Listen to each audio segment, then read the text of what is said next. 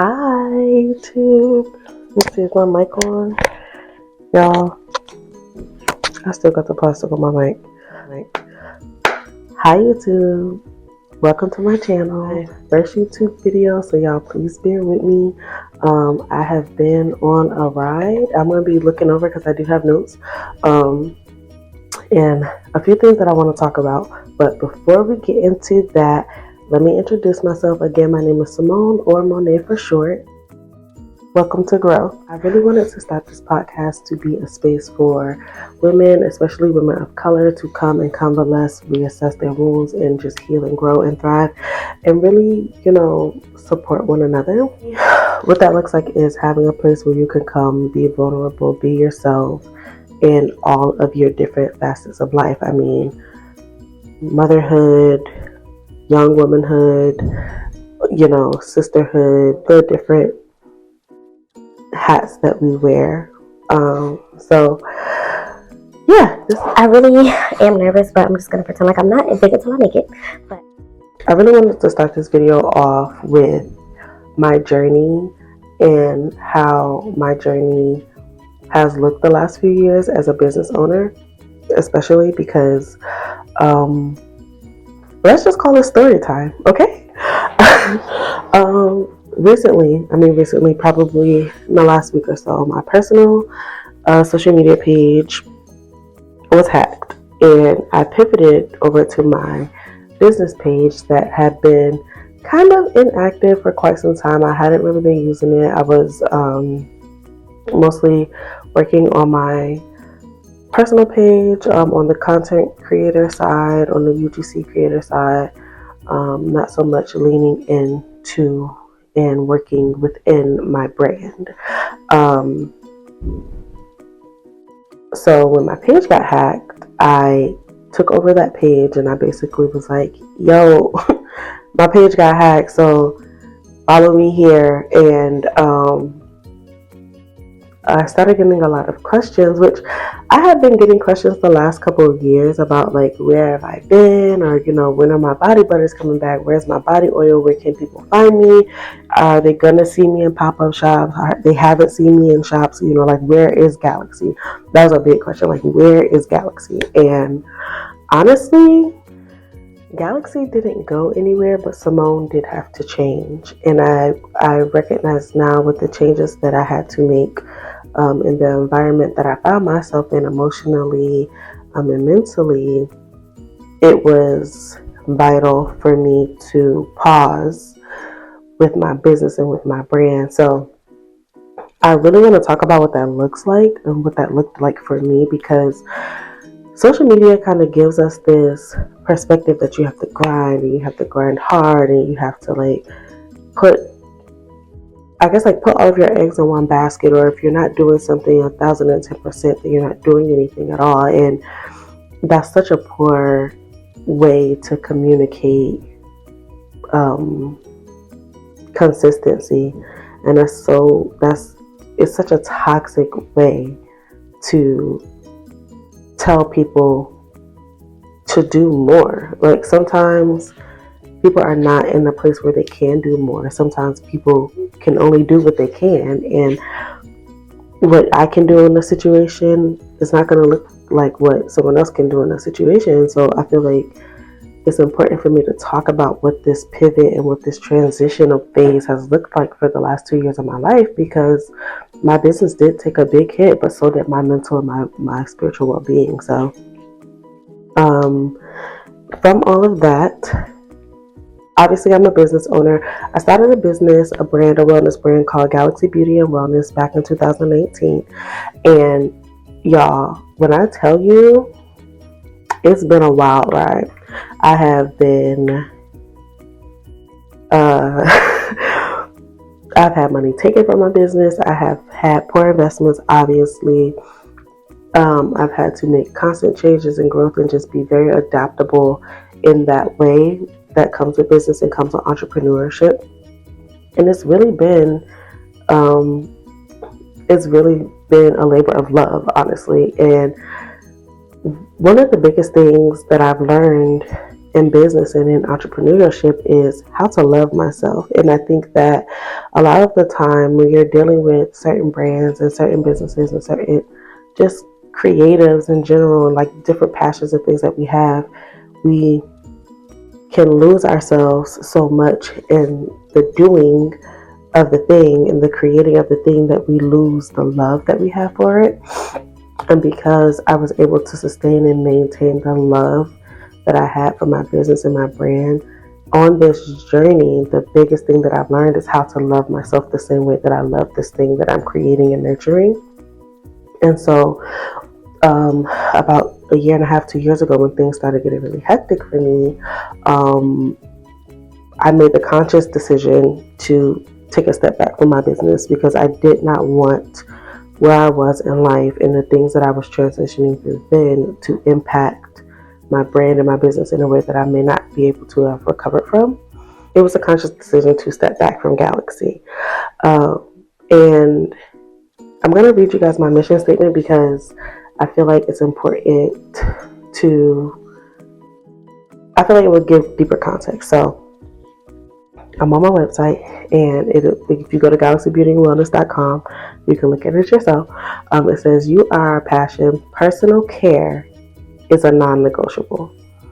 Because of this, I created Galaxy Beauty and Wellness to be a safe space for women. We cultivate safe spaces that encourage confidence in personal care and wellness. The reality is we have to take care of our total body wellness. This brand is here to ensure confidence in your wellness products. We are the sustainable, high-performing personal care brand for feminine hygiene and wellness, carrying a host of luxurious, rejuvenating, and organic products promoting confidence and self-care with amazing ingredients." Y'all don't even know how many times I went back and read this for myself. But my brand was really a love letter to myself, and that was one of the biggest things that I learned on this journey. So as I was growing and as I was finding myself in situations where I had to become a lot more adaptable than maybe I felt like I had the skills to, I would find myself rereading "We cultivate safe spaces that encourage confidence in personal care and wellness." Oftentimes, people hear personal care and we think hygiene, yes. But personal care is really how you take care of yourself. What are your routines? What are your systems? What products do you use? Absolutely. But how are you keeping your mental health in check? How are you keeping your physical health in check? What are you doing to ensure that you, as a total being, is being well taken care of? And I would find myself rereading this so much because I would be in these peaks and valleys of life, and in the valley realize that I would sometimes completely forego the personal care and wellness part. I would be so distracted with being a mom, so distracted with trying to save my marriage, so distracted with trying to balance being a stay-at-home parent, a single parent at the time because, my spouse was deployed, going through some major transitional shit that I'll talk about at a later time. But overall, just found myself in these places where I kept foregoing and forgetting about the personal part of wellness and the personal part of healing.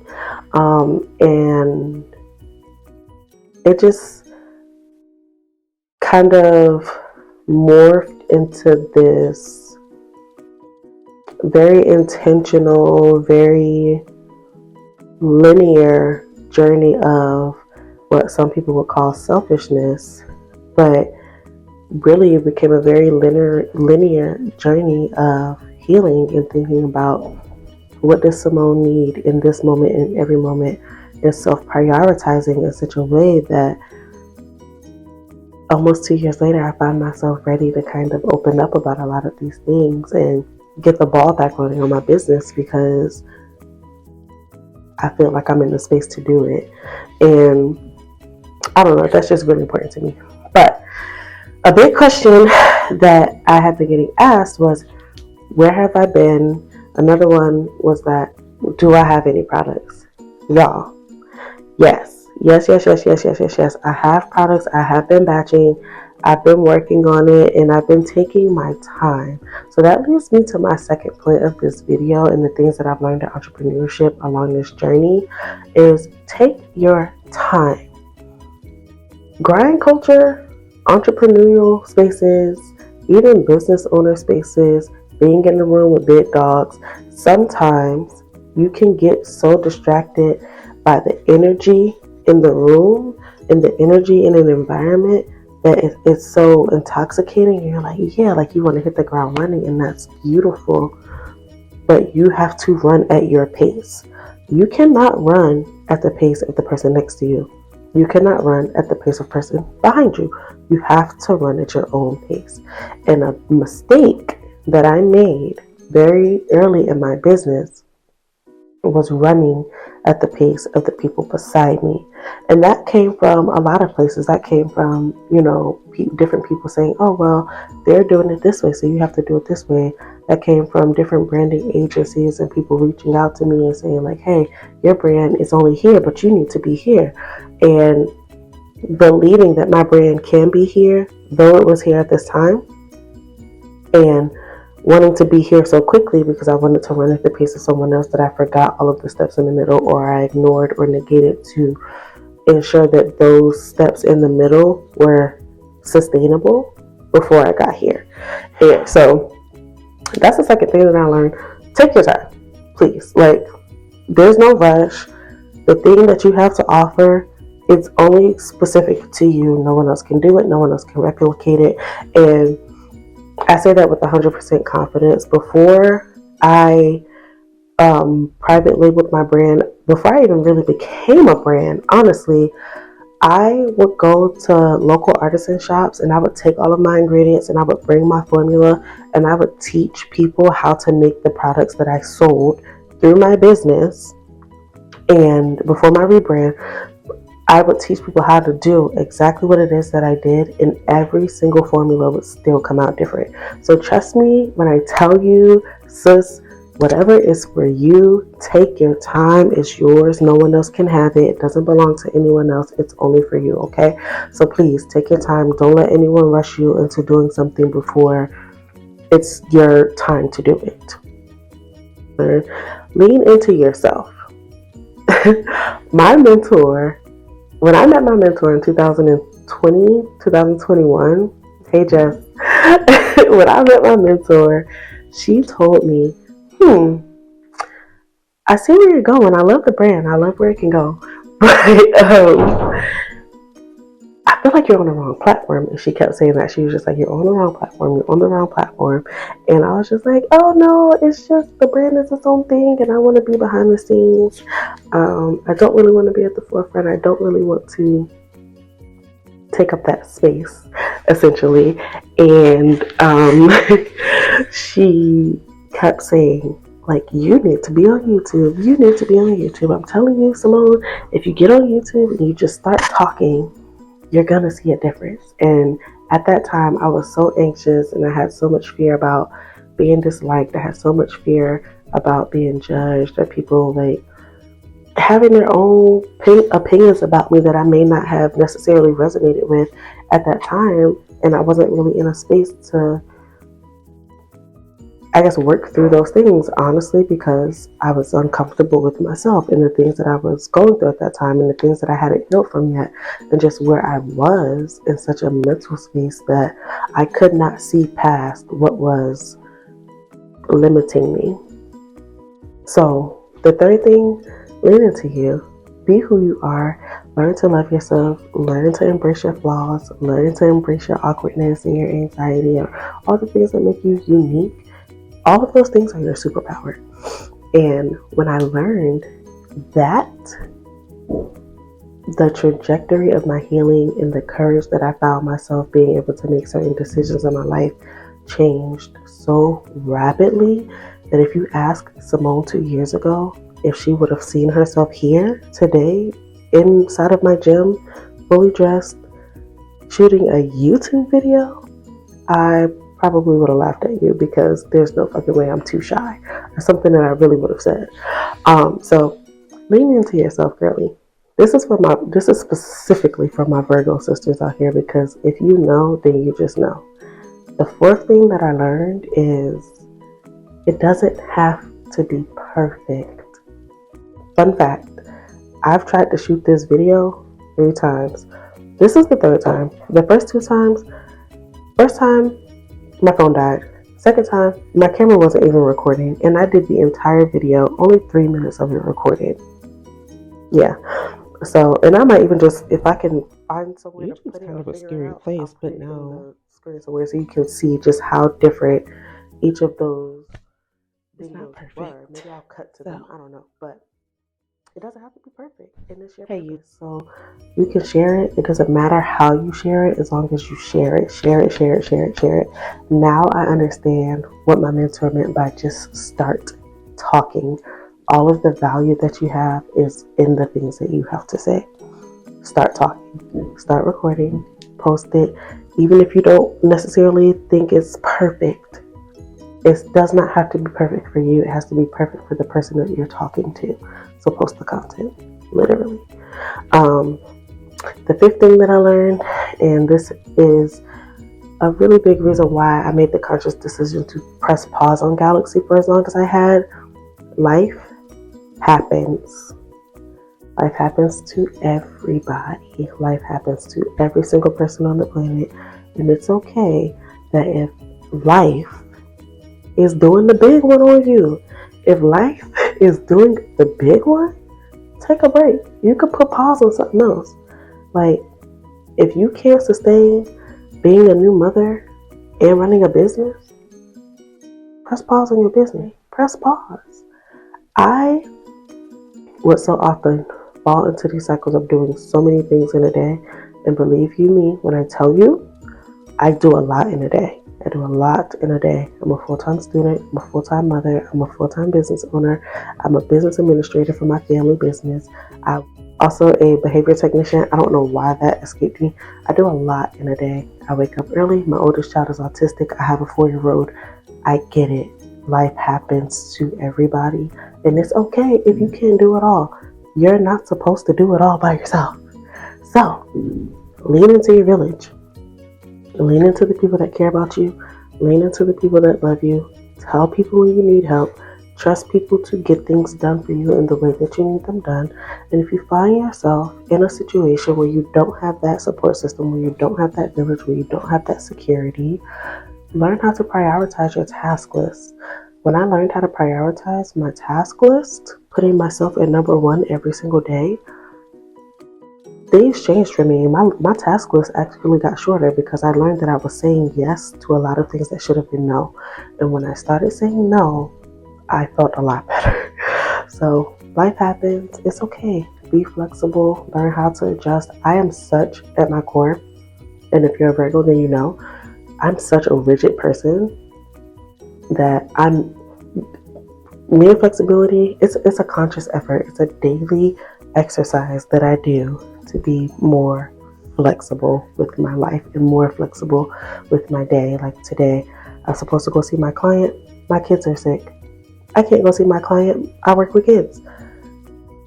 The rigid part of me is like, I just need to figure out a childcare situation for my kids so I can still be dependable in this lane. However, you can't do 2 things at once. Learn how to be flexible, learn how to prioritize, and hold yourself accountable to that. When you hold yourself accountable to being, if you hold yourself accountable to being flexible and learning how to prioritize, your productivity goes up. When you're more productive, you have more time. Learn how to prioritize, okay? Your mental health, number 6. I don't know if this is 6 or 7. I'm losing count. Your mental health is important. I am an avid mental health advocate. Y'all new to me on YouTube, so we're going to get to know each other really well here in this space. But one thing that you are going to learn about me very quickly is that mental health is important. We prioritize it and we don't play about it here. So if you feel like your mental health is taking a decline or your mental health is not in the best place, I am always going to 1,000,000% encourage you to do what you need to do in order to improve your mental health. Because if you are not okay, nothing else that you do matters. That's my perspective. You beating your head up against the wall, beating a dead horse, all of that just exacerbates the problem. All of that just makes your mental health worse. If you can acknowledge that you're not in a good space, and I know that as Black women, that's such a triggering thing for us, right? Like, we can't do it all. I'm not a strong Black woman. I will say that I am strong. I do have strength, and I am a Black woman, but they are not synonymous. If I mentally am not well, I will say it, and I will immediately pivot to my self-care plan immediately. I'm not doing anything today. I can't take anything that is outside of my workload. It's not in my ministry. I tell people that all the time. It's not in me today. I don't have the capacity. And because I don't have the capacity, I'm not willing to overextend myself into something that ultimately is going to lead to my demise. The answer is no. That, I think we covered that already. Say no. The next thing that I learned on this journey, is to set a routine. Rinse and repeat it. Set your routine and then rinse and repeat. And this was something that, especially in the last year with my kid's dad being deployed and then coming back, in that time, there had been a separation. My father-in-law died. My grandmother died. Our living situation changed drastically. In all of those things, I had a routine. My therapist literally told me I had like a death grip on my routine. I had become so rigid and tethered to my routine because there were so many changes around me that I couldn't handle anything else changing. And what I learned is that when you set a routine, you're teaching your brain that you can still get things done. So yes, I was moving out and moving back in with my mom. Yes, there was a separation happening. Yes, there was therapy. Yes, there was school. Yes, there was my business and all of these things happening. My routine remained the same. I woke up at the same time. I spoke to my therapist at the same time every week. I got my kid to school at the same time every day. I got my oldest to school at therapy same time every week. There were so many things that were constant, unchanging, that mentally it put me at an advantage. Mentally, I knew that on Thursdays at 8 a.m., my oldest is going to be inside of her therapy session. So what that taught my brain was that, yes, there's a lot going on, but you can do it. So even if it's a small thing, and I do mean small, if you wake up and you brush your teeth every single morning, that's a routine. If you meal prep, that's a routine. If you make your bed before you get out, before you leave your room, which is also another thing that I started doing. I make my bed. I don't really embrace anyone, talk to anyone, not even my children, before 7 a.m. And before I leave my bedroom, I make my bed, because I want to start off teaching my brain every single day that I can do everything that I need to get done in a day in such a way that does not cause me stress, in such a way that does not cause me anxiety, and in such a way that does not make me have to deprioritize myself, if that makes sense. So set a routine, rinse and repeat it, keep going. Your mental health matters. Life happens, so be flexible. What's for you is for you, so take your time. God gives your purpose only to you, and lean into yourself. Those are the biggest things that I learned on this journey. And I know I kind of touched on a few things here, but I'm going to end the video here. If you think that these tips are helpful, if you want me to elaborate more, please let me know down in the comments. If you like this video, please subscribe, like, and share. This is my first video, so I'm sorry if it's a little all over the place, but one thing y'all gonna learn about me is that I ramble. So get used to it, and I'll see you next time. Peace.